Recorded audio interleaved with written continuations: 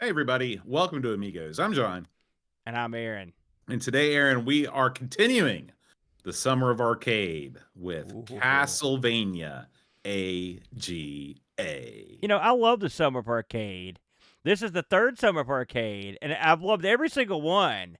And it's funny how many of these old games that we ran through, Summer of Arcade would have been like one of our shows for the Right.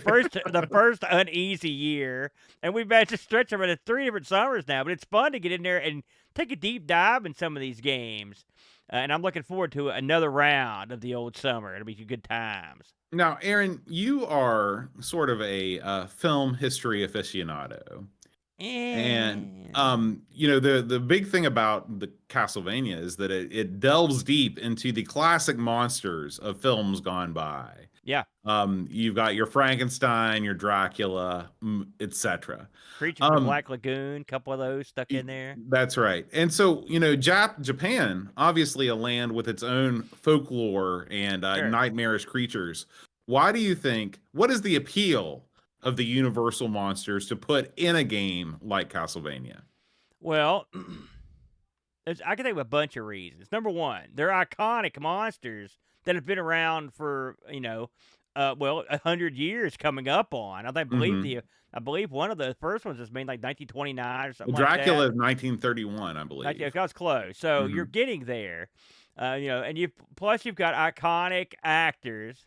Bela Lugosi, Boris Karloff. These are like huge names. Lon Chaney Jr., guys like that played all these guys. And so you've got big names, and they're legendary names. And plus, there's a universal appeal, not because they're universal monsters, but it's true. There's a universal appeal to these monsters. I mean, it's not like Universal thought, hey, let's come up with a character. What about a vampire? I mean, it'd been done. They did it great. They dropped the money on it. They got the best actor. They got the best settings. Same thing with Frankenstein. They didn't just get some jabroni. They got the King Dong, Boris Karloff. Who could have played it better than him? Nobody. That's who. Other people have tried and failed. And then there's also the fact that you've got the folklore behind the Universal movies, that makes it fun. I mean, so we watched, and they don't all have it, but something like Creature in the Black Lagoon, which we watched at your house in mass a Hmm. couple weeks ago. It was a lot of fun to watch the movie. Is it the best movie I ever saw? No. But it certainly has a little bit of a creep factor, Yeah. but it also dwells upon the horrors of what lies underneath the water in lagoons and swamps. Could there be something down there? And so that's a universal fear that Hmm. works everywhere, and I think that's another aspect of it. Yeah, I think you're onto something there, and of course, you have also some influence of the later Universal films, the Hammer House of Horror versions of those films. Now, I know that they remade Dracula.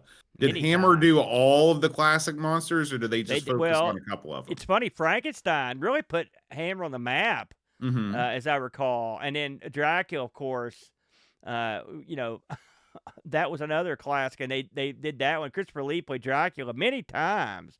Peter Cushing playing Van Helsing.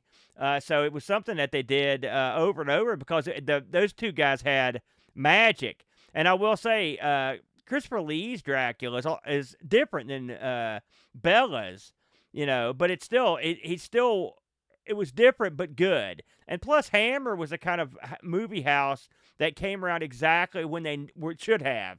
That era in the late 60s and early 70s, the mid 70s, they were perfect for that era where, like, at that point, some of the Universal monsters getting kind of long in the tooth. Hmm. Maybe they're a little more campy. They've been used over and over. They've been trotted out at parades. They've been trotted out on TV as to be wacky. They've sort of taken the Lost edge their off edge a those little bit. monsters. Yeah. Yeah, and so Hmm. when Hammer got them, they're like, okay, now let's get in here and get nasty the way these guys were supposed to be, and it worked. It worked great. Hmm. Hmm.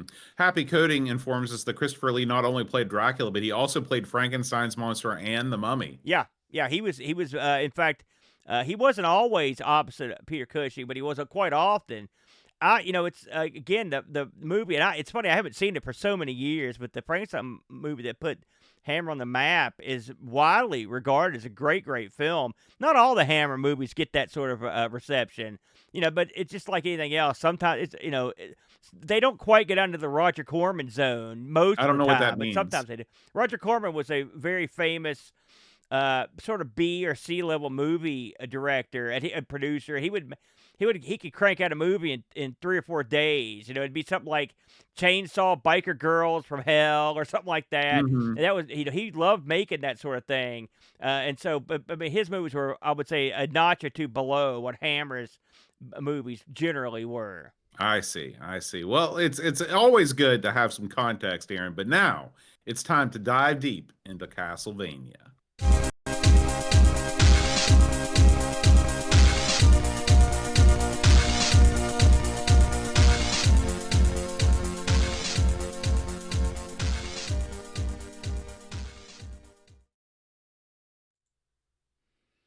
All right, Aaron, it's time to talk about Castlevania. Oh So yes. I figured, we'd start out just by talking about where this series came from. Okay, so this game debuted in Japan in 1986, not on the Famicom as many people believe, but actually on the Famicom Disk System. This was Uh-huh. one of those games where American players got screwed because on the Famicom version you could just save your game if you got to a certain point and pick it up later. In America, you had to play all the way through, which I certainly did not when I played this game as a kid. Uh, this game was released in North America in 1987 on the NES. That's where a lot of people here in the United States, Europe, etc., played it first. And this is one of the first big Konami games. Konami was making their name as a big player on the NES, and this was one of their big games that really kind of broke through and established them as a publisher of quality, right up there with Nintendo's in-house development team. So what is Castlevania? Well, Castlevania, you play as Simon Belmont. Simon Belmont is the vampire killer, and you are out to traverse Dracula's castle and destroy Dracula's minions, his several friends who act as mini bosses in the castle, and you essentially whip your way to victory. This is the first game that I can remember, maybe with the exception of something like Indiana Jones and the Templar or the Raiders of the Lost Ark, where I think you had a whip. But there's not a lot of games where your weapon is a whip, and this was one of the things that made Castlevania stand apart. Can you think of another game before Castlevania where you had a whip as a weapon? Well, Double Dragon comes to mind. But I didn't get the dates. I can't say if Right. it's I before think or that they were after. they were pretty contemporary, but you're right. What Double about Dragon, I that? think, was before. What was that game that was after the NES? But we covered it where it's a swamp game. It's Oh, there's that's a shoot. Bayou Billy, and that Isn't was there? I after. think there are whips in there. Yeah. I think you could get one. So hey, I came Mhm. up with two right there. I'm done. I'm out. Yeah, yeah, yeah. So there are other whip games, but I don't know that any game relies on the whip as your main form of combat more than the Castlevania series. And so anyway, Castlevania was obviously a big hit. It continued unabated. Sequels were released every 2 years for forever, pretty much. You had Castlevania 2, Simon's Quest, which was the first Castlevania game that I played, which was it was a very weird game because it was one of the first games to combine elements of role playing into a side scrolling platformer game. So your job was there was a day-night cycle, and you'd talk to people in towns. They would give you information about what you were supposed to do, and then you would head off into the woods and try and discover, either different mansions where you'd have to collect pieces of Dracula to reform him so you could kill him, or go, What a you'd go weird to various thing. places. Yeah, it's a strange thing. You'd think, why don't we just not do that? That's what I was just thinking. Like, why would you do I that? believe that it was the only way that you could break the Belmont curse. I believe was what that came down to. Did you play Castlevania 2, Aaron?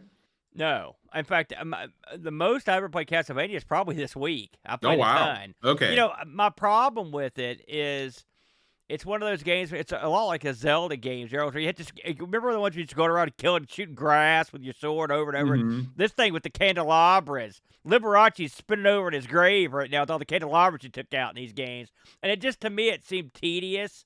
But I will get into that later. Okay, okay. And Castlevania series continued. Castlevania 3 on the NES is noted for having a really banger soundtrack on the Famicom version because it actually had its own sound chip on the cartridge itself. In the Oh, throwback to the Atari 7800 days when they do that with the Pokey chip. yeah. That we didn't get that in the States. But the Castlevania series, they were kind of treading water for a while. You had Super Castlevania 4 on the Super Nintendo. There was a Genesis Castlevania game, but the game that really brought it back into the public eye was the first PlayStation release for in the Castlevania series, which was Symphony of the Night, which totally redefined what a Castlevania game was, and at the same time created a whole genre that we call Metroidvania now, which is Oh essentially yes. a game where you start out with limited abilities in a wide open map. And as you traverse through the game, you get upgraded abilities, which allow you to get to areas of the map that you couldn't before. Symphony of the Night combined cutting edge, this cutting edge play style plus beautiful graphics, a soundtrack that's worthy of any symphony orchestra. Yeah. It had a leveling system. You had ability based, or item based progression. There was a store. I mean, it combined all of these different factors into a game that's just it's a masterpiece. And I'm When I guessing when you I you didn't play that either, right? well I've looked at it, and when you say have you played something, I attempted to play it but failed, so I can't really say I played. But I will say when I went and saw Tommy Tallarico, he came to town with his band to play this video game concert. He Hmm. played a couple. They played some stuff from the Castlevania, and it was cool because he had the orchestra up there, with him. That was pretty fun. I mean, yeah, I've heard that. I've actually listened to the soundtrack. It's good. It's real good. Very moody, very atmospheric. Yeah, yeah, yeah. And so then you move on to you also had the Sharp X68000 version and the PlayStation version. The Sharp X68000 version was very similar to the original Castlevania game. It was like an update of the original Castlevania game. So better graphics. Of course, the X68000 is just an awesome machine. Capable of producing arcade quality games.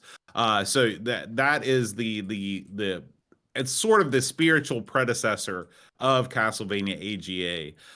It was not played at all in the West until it was released as a series called Castlevania Chronicles on the PlayStation, which gave you a port of the X68000 game. And then finally, sort of the last step on the path. We're not even going to mention the awful 3D games that came out on the N64. Those are garbage. But the Nintendo DS was the perfect platform for the Castlevania series because modern Castlevania games are utterly dependent upon you looking at a map, just deciding what way you want to go, having two screens so you can put the map on the bottom and the action on the top, or you can do inventory management because you're juggling a bunch of different items. And there was Man. even a Castlevania game where you would do magic, you would cast magic spells by drawing different sigils on the touchscreen on the DS.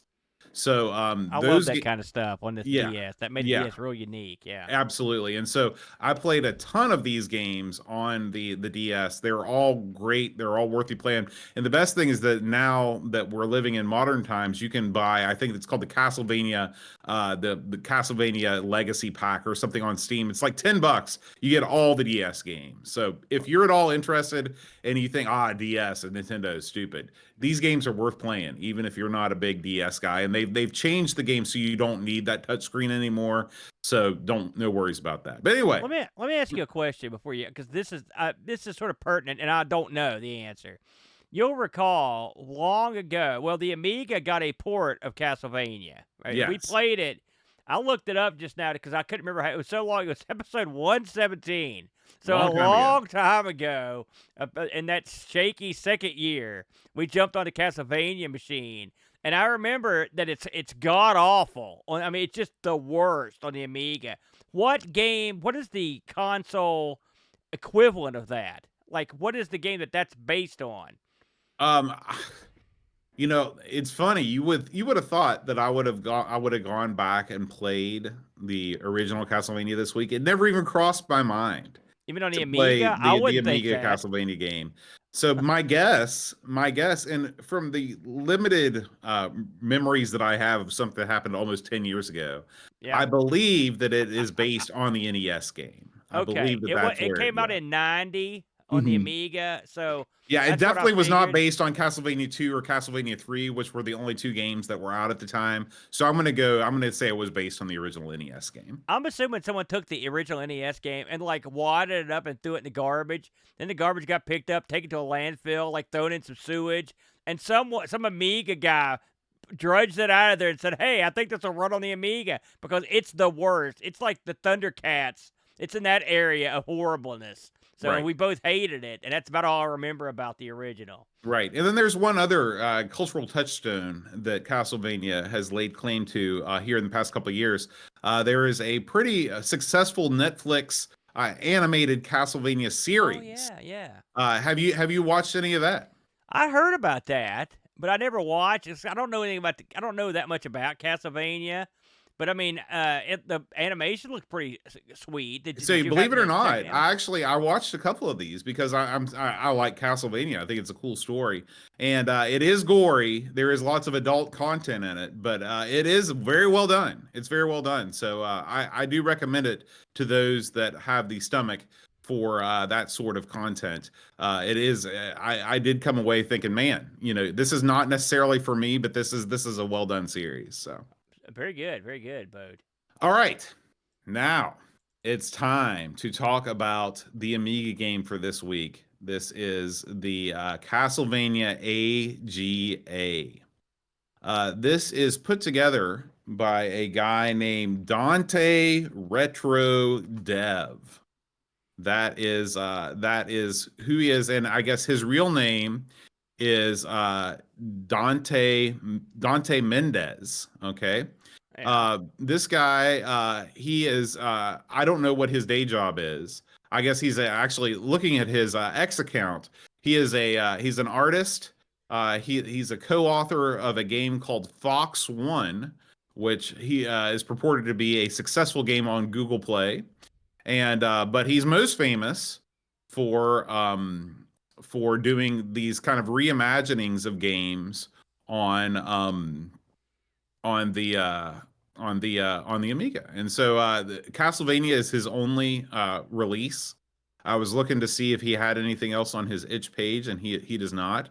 But it's easy to see how a project like this could take up a good amount of your life, and he's still updating it to this day. yeah. Even the build that we played at Amigathon has been surpassed since Amigathon. So this is definitely one that you should check out. It is a free download. It's available at danteretrodev.itch.io. And it goes by the original title in the URL slug of Akumajo Dracula, which is the name of the Sharp X68000 game that this game takes a lot of its assets from. However, this game is not just a straight up port of of that game. This game is it's sort of a reimagined port of the 1986 original with the graphics from the X68000 port. Now, it is worth mentioning that there is a port of the Sharp X68000 version in development.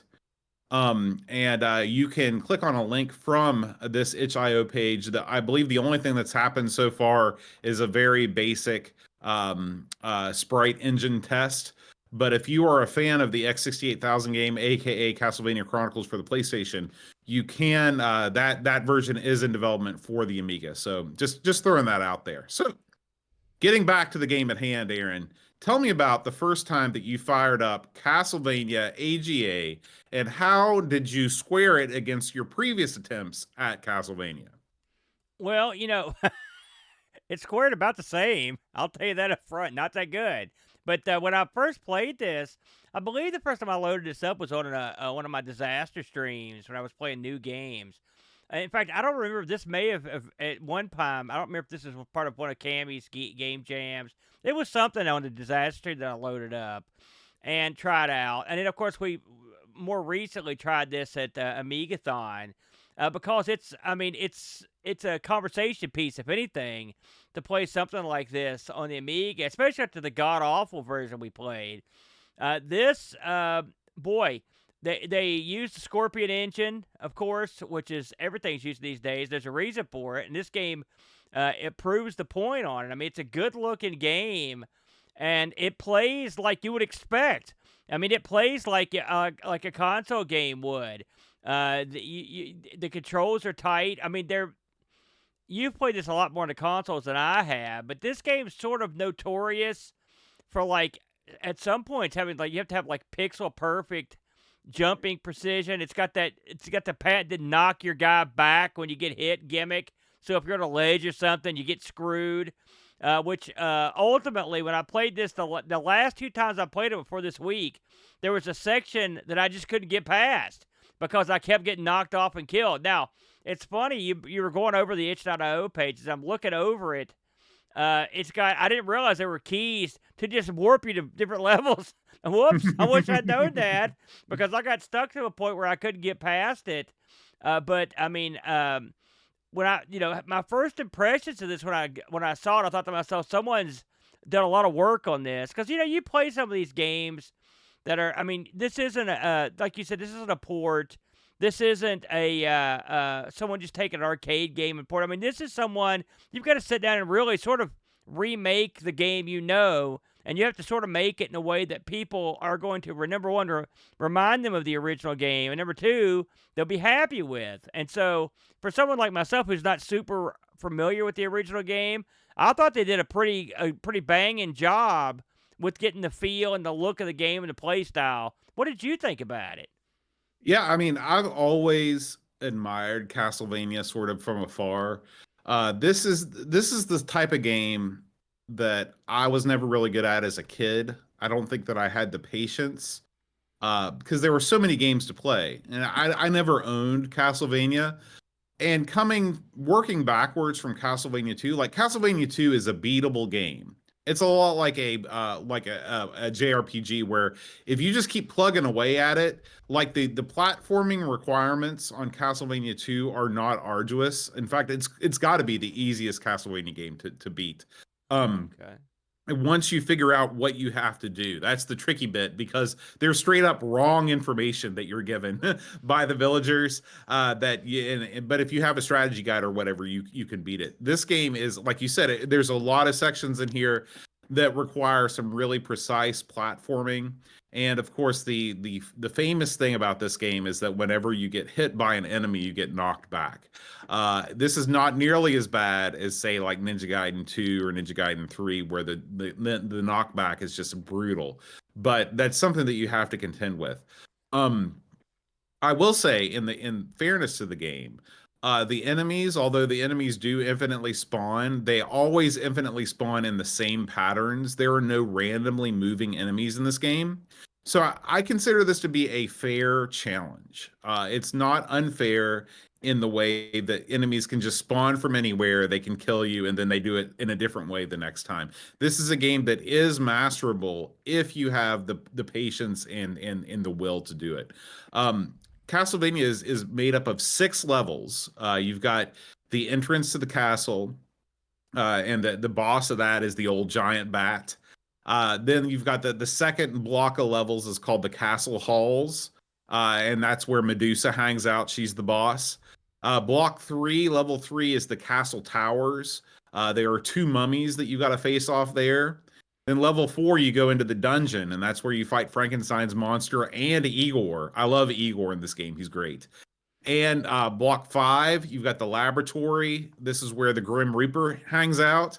And then finally, in level 6, it's Dracula's Tower, and you fight Dracula, who comes in 2 forms. In his first form, he shoots fireballs and he teleports, and then in his second form, he turns into a demon because that's just what Dracula is. He's a big old demon. Yeah.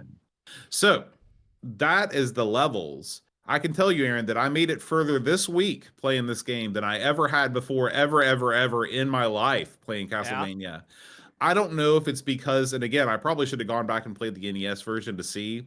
I do think this version is slightly easier from a controls perspective and from a jumping perspective than the original Castlevania. I just found myself flying through levels that I know when I was a kid playing this, I just would get stopped at. I managed to make it all the way to the boss of the third level, which is the two mummies. Oh, I got past where you did. Oh, Yeah. that's fantastic. So tell I me got about to how the far you got. I got to the fifth world Wow. before I got because you run out of continues. Yeah. And I didn't realize that you could just hit a button and you have infinite lives. Right. I was listen. I sat down to play this the other night, and I'm like, okay, I knew I was going to struggle. I was like, I'm going to give this a shot. But man, sometimes you just hit the zone, brother. Yeah. And once I got past I think it's like I want to say the seventh world. Well, there's a world where you go up on a roof. And I remember, like I said, it's the same place I died over and over when me and you played. Because getting past the first level with the giant, but not that tough. By the way, you should mention that the enemies, the bosses in this are awesome. Big, huge bosses that look great, but they're idiots. One thing I noticed is that they're not hard to beat because generally they're dumb. Like, well, they all have a pattern, and once you figure out the pattern, then you can beat the boss. Well, the pattern I noticed on, like, for example, the mummies. Mm-hmm. If you just jump over them, they just go sit in the corner and just walk towards the corner. I just walked up and crushed them. So I'd say they probably are bugged. Yeah, And yeah, this that game doesn't does sound have right. some bugs, and we can talk about it. But the Frankenstein was awesome looking. He also was easy. Like, Mhm. I didn't really, the bosses I didn't have much trouble with once I got there. Mhm. But I did not, sadly, I didn't get to Dracula. But I thought the bosses were real cool looking. You know, the worlds are pretty good. There's sometimes you go underground, and you're walking along a platform. There's one of the levels has you walk down on a very splintered platform, and the Black Lagoon creatures are swimming up at you. But they're, as usual in these games, there are like bats or something coming at you, and they knock you backwards. It's just it's frustrating as heck. I got real lucky to get through it as quick as I did. There's another level where you get on top of this rooftop and they just start unloading, like, ravens come at you. Tons of ravens. Yeah, birds have are to your kill enemy those. all the time. The one thing I learned that I didn't know before this that helped a lot was you get a secondary weapon in this if you pick it up. You could get, like, I think it's an axe, there's holy water, a knife, Dagger. and Yep. then you've also got, like, a boomerang, but it looked to me a lot like a glaive, if you want the truth. Sort of like a bladed boomerang. So you know what I went for every time was a glaive. Oh, And yeah. you'll pick these up. You know the bit where you have to randomly hit candelabras with your whip? I mean, you got it. It's stupid. You feel like an idiot, but you got to do it. That's the one thing about this game I don't like. And I Mhm. never have liked it. It's busy work is all it is. Mhm. But you need a throwing weapon to help you ease your way through the game. Yeah. What ultimately killed me off in this game is once you get to the level where the red skeletons come out, the red skeletons suck because they jump around, they throw bones, and you can't kill them. They fall down and get back up. Mhm. And they are always just hitting you with incidental attacks. And so Yeah. those guys suck. I hated those guys. And that's what really, I took so much damage from them. But by the time I got out of that area and got to the roof, I got killed. But I thought Yeah. the enemies looked cool. I thought I liked the bosses. Unlike some games we've played, the levels here didn't outstay their welcome. And they weren't so confusing that I would get lost. Because someone with a brain was like, hey, let's not make these levels last 1,000,000 years, and let's give these guys a general idea on which way to go, which I found very nice. Mhm. Yeah, I agree with you. You know, this is the kind of game that had it been released on the Amiga back in the day, people might not have been fleeing for the consoles as much as they did. Now, AGA came out in 92, okay? So in 92, the 2D platformer was still very much in vogue. In fact, I believe Castlevania 4 came out just the year before. I think it was one of the launch titles for the Super Nintendo. It looks like it came out in 1991, yeah. And I think Castlevania Bloodlines, which was the Genesis version, it came out around the same time. So now, Would this have ever come out on the Amiga? No, because that would have required people to do a vast amount. First of all, you'd have to negotiate with Konami for not only the rights to the original Castlevania, but also the Sharp X68000 version, then port all the sprites over. There's a lot of work that had to be done, not to mention the Scorpion engine had not been released. And I'm sure Yeah. that is a big part of the success of this game.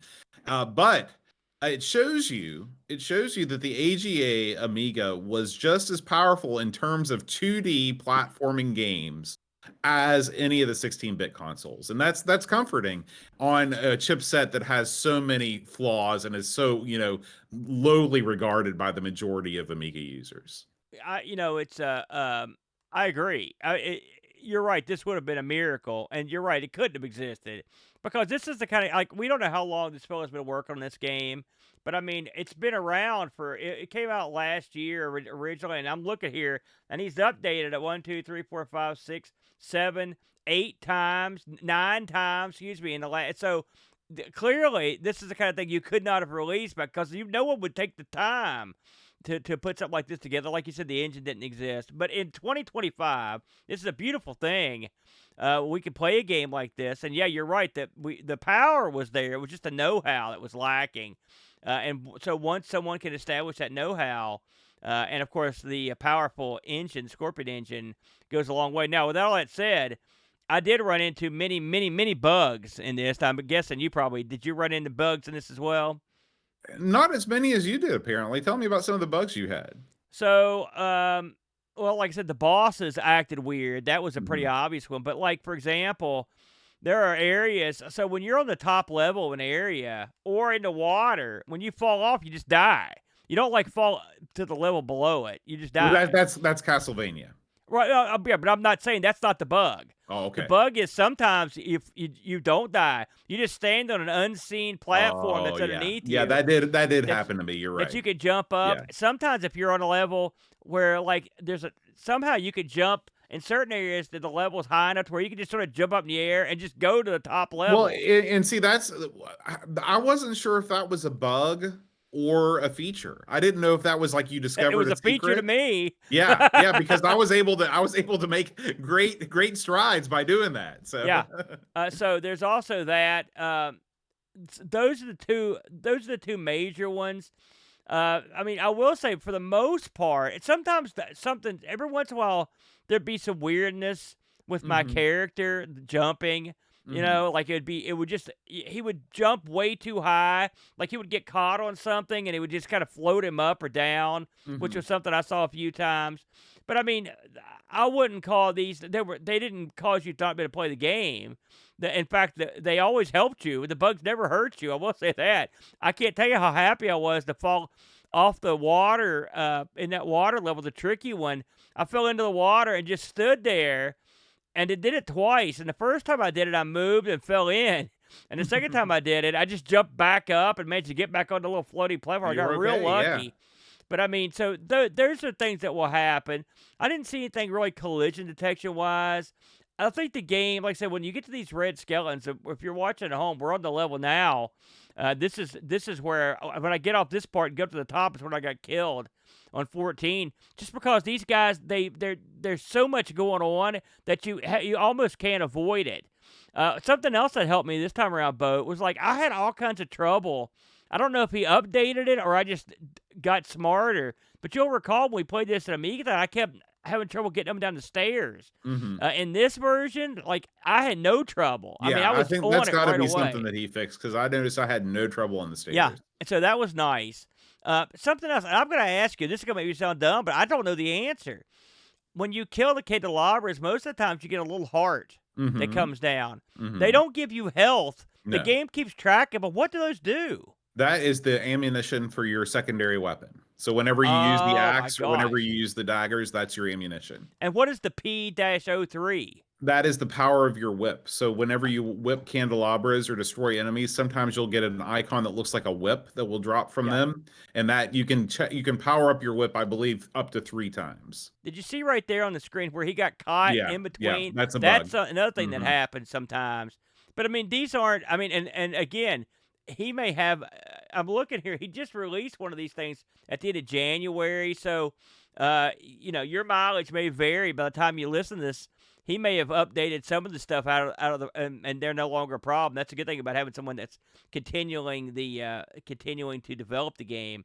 But I mean, for the most part, I did something that this week that I've never done in my whole life. I had a good time playing a Castlevania game, Well, even if it's not. I encourage you to actually play other Castlevania games because they're going to be better than you think they are, especially Symphony of the Night. Next time you do a PlayStation stream on Friday Night Disaster Stream, you need to fire up Symphony of the Night because you will enjoy it. I promise you. I think part of it, and I think you nailed this early. Part of it, I think, was and I still thought this is a pretty challenging game, but I actually had success. I could get places. I didn't just instantly get murdered, and getting humiliated. I was, it worked. It worked well. And so it's just like anything else you play. When you have some success, it makes me want to play more because I'm not just out there being humiliated over and over. Absolutely. But I mean, again, I don't know how and you could talk about this, but because I don't know much about the other console version of this, but I mean, I thought the level size was dead on. They're not too long. They don't overstay their welcome. And I like the fact that you can that you could have some success and get off the level and move on and feel like you're getting somewhere. Plus, there's an overworld map, which we like, so that's pretty cool. So yeah, I really enjoyed this. I thought this is an excellent for free. Are you kidding me? You can't beat it, Bode. Yeah, I agree. Now, this is so new, of course, that we don't have any magazine reviews. In fact, I'm sure that this might have been reviewed in, say, like Amiga Addict or K&A or one of the contemporary Amiga magazines. But I looked it up on Lemon, and Lemon does not have a separate entry for Castlevania AGA, so I was unable to find anything on that. However, we do have a review of let's see here for on our Discord. So let's check that out. We have this comes from Pajako. I want to make sure that there's none. Oh no, wait, our first one comes from BFBIII. BFB triple I. He says, I am far too biased to pretend not to be and review this glorious project, but I'll offer to those who are reviewing this most popular ready-made images out there so he's basically just saying grab the newest build. All right. So yeah, we did that. Castlevania AGA, Pajako 6502 writes, I only had a cup of coffee with this one, so I can't give it a full rundown, and my game crashed and locked up when I reached Frankenstein's monster boss. But this seems to be getting updates still, so I'll give it a break there. Given that the original attempt at Castlevania on the Amiga was pretty much a joke, this version attempts to right the wrong, albeit an AGA version with 2-button support. Yay! Something close to the X68000 version, and visually it delivers on that promise. From a gameplay standpoint, it feels very similar to the NES version, so if you're used to that, then you should be right at home here. There are a couple of glitches, but again, it's homebrew and being worked on, and cheats for level skips would have put me right back where I died, so there are no showstoppers. And if you enjoy the punishing difficulty of Castlevania, then you won't feel hard done by. This game is tough and lulls you into the same sense of security as the originals before pulling the rug and stamping on your face. The music is pretty good, and while it's mod files, it sounds like mod files and it's a little flat, but I wasn't really put off by it. It's a good effort. Ultimately, this is a free homebrew port and a really solid one. There is nothing to put you off trying this out. 8 out of 10. I thought the music was actually pretty good, except for well, I mean, it's clubby. It's not so much the music; it's the quality of the music, especially if you're used to hearing again that Symphony of the Night soundtrack with it. See, it's Red Book audio versus mod files, is what it comes down to. We should mention Boder as I look at the page here. This guy really has a flavor of this game for everyone. There's a WHD load version if you've got the capability to do that. There's a Windows PC version you can load up and play the game. There's a AGA. There's a Castlevania HDF, the hard drive file on here. There's another version made for Amy Berry, and then there's a special CD32 version with added control benefits from the extended controller button setup for the CD32. So this guy really has thought of everything on here, and even tells you how to boot it up. It's got everything on here. So if you have any questions about which version to get or what to do, you can roll over to this guy's page, and he takes care of your business here. But overall, Listen, I was tickled. I'll be honest with you, I was tickled. A great way to start the summer with some Castlevania action, boater. Yeah, and of course, this is not for sale, obviously, but I did look on eBay to check out how much Castlevania, the original NES version, is going for complete in box. And as you might expect, NES titles, sort of a big deal these days, and they're only getting more expensive. I'm looking at that black box collection on my wall as sort of my retirement plan. Castlevania, you can get the latest one to actually sell on eBay, sold complete for $229. Holy moly! So That's big money. Just under $250, you can get yourself a box copy of Castlevania.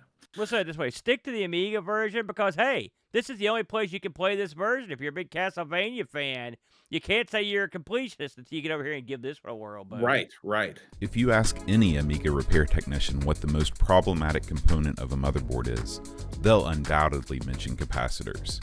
The electrolytic capacitors that shipped with the Amiga are 30 years old or older at this point, and each one is a ticking time bomb waiting to explode battery acid all over your motherboard, sometimes damaging it irrevocably. Don't wait. Replace your capacitors now. Full capacitor kits for every Amiga model are available now at retrorewind.ca. Don't want to attempt the repair yourself? Use their white glove recap service and leave the intricate removal and soldering process to the professionals using industry standard equipment.